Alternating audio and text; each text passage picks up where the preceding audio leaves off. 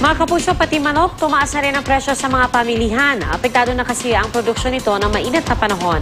May ulat on the spot si Rida Reyes. Rida?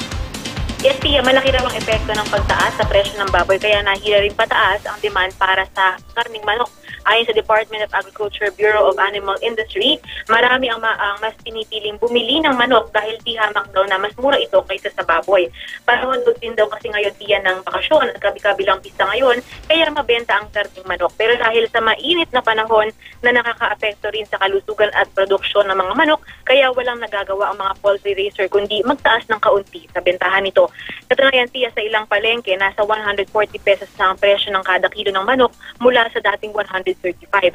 Bagamat naagapan ang pagkamatay ng mga manok dahil sa sobrang init, di na iwasang maapektuhan pa rin ang dami ng produksyon nito, pati na rin Pia yung pangingitlog. Pero nasa normal range pa rin naman daw ang pagtaas na yan ayon sa BAI, sangayon naman daw yan sa Law of Supply and Demand. Sa kabila niyan, tiniyak ng BAI na sapat ang supply ng manok sa buong bansa.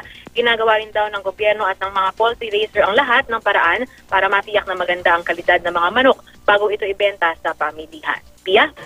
Maraming salamat, Rida Reyes.